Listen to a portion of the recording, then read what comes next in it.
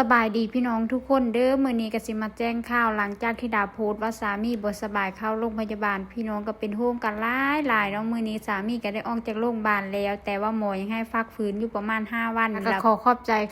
ทุกคนที่เป็นโฮมเนาะณตอนนี้ก็คือสบายดีแล้วขอบใจทุกคนเด้อที่คอมเมนต์เข้ามาคอมเมนต์เลยที่ดาบ่ได้ไปตอบเพราะว่ามันตอบบ่ได้เนาะพี่น้องตอบหลายก็บ่ได้หั่นนะเพราะว่าดาเปิดมูลมืออาชีพโอ้ยเว้าก็ได้ แล้วดาก็จะมาแจ้งว่าสาเหตุที่สามีเป็นรอยที่เข้าโรงพยาบาลนั้นก็โอ้ยตอนนี้ก็ได้คำตอบแล้วพี่น้องสามีค่อยเป็นนอนทับเส้นนั่นล่ะพี่น้องหมอเพิ่นเว้าคล้ายๆแบบนอนผิดท่านะเฮานอนหึงแล้วมันก็เลยเฮ็ดให้เฮาตื่นขึ้นมาก็เลยรู้สึกว่าคือเป็นรอยนะเพราะว่าสามีค่อยก็รอยข้างเดียวเนาะพี่น้องบ่ได้รอยเมื่อต้นเมื่อตูณตอนนี้ก็คือกลับมาเป็นปกติแล้วเด้อพ่อแม่พี่น้องเพิ่นก็คอมเมนต์เข้ามาหลายเชิงดาก็บ่ได้ตอบนะแต่ก็ขอบใจหลายๆทุกคนเด้อที่เป็นโฮงตอนนี้ก็คือสุขภาพกลับมาแข็งแรงแล้วแต่ว่าเพิ่นยังไปเฮ็ดงานบ่ได้หมอให้ฟักฝืนก่อนเบิ่งสิมาหาเฮ็ดกับข้าวกับน้ำสู่เมกินมื้อนี้ก็เป็นเสาร์เมไปเฮ็ดการเฮ็ดงานเฮ็ดไปก็เขาลุกขะล้นพี่น้องเบิ่งแน่ทั้งถ้วยทั้งโบงตก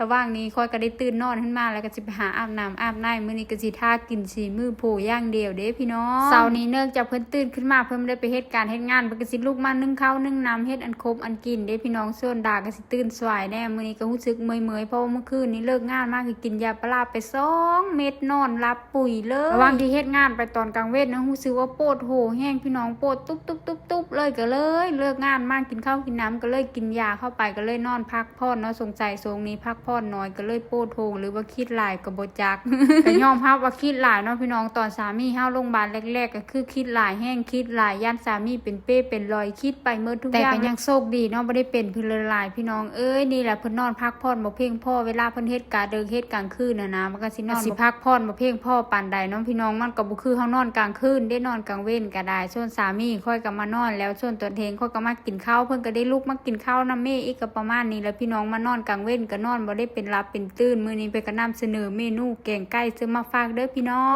สูตรแกงไก่นั้นค่อยก็บ่ฮู้ดอกว่าเสิร์ฟเพิ่นเลยลงไปพี่น้องมักนางมักหลังอยู่เอาเป็นว่าตาดูหูฟังกันแล้วกันเด้อพี่น้อง สิเบิ่งภาพสามีเขาเฮ็ดกับข้าวกับน้ำไปน้ำแล้วค่อยก็สิมาเล่าเรื่องที่สามีเป็นรอยเฮาโรงพยาบาลนั่นล่ะเพราะว่าหลายคอมเมนต์ดาก็บ่ได้ไปตอบเนาะมื้อนี้ก็เลยสิมาตอบอยู่ในวิดีโอนี้นะจ๊ะเสาร์นี้คือว่าเป็นเสาร์ที่ค่อยโชคดีที่สุดเลยพี่น้องมื้อนี้เขาไปเฮ็ดกับข้าวกับน้ำเนื่องจากว่าสามีคือลูกมาเฮ็ดให้กินปื้อพี่น้องยังมีแบบนี้ทุกมื้อเด้แต่ละมื้อนี่ตื่นขึ้นมาได้กินข้าวโลดคือสิดีเนาะ ตัดภาพมาที่เมฆก็มาแต่ง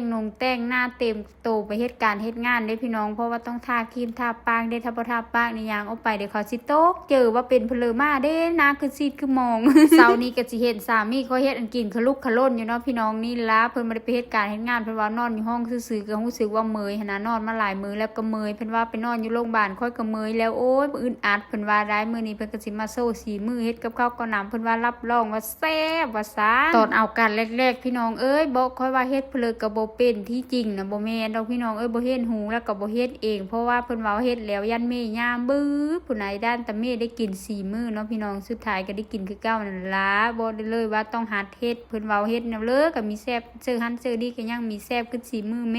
มาอยู่ไทยแรกๆนะพี่น้องตื่นเช้ามานะดาวบ่ได้เคยนึ่งข้าวนึ่งน้ำเลยมีแต่เพิ่นนั่นล่ะลูกมานึ่งแต่ละมื้อ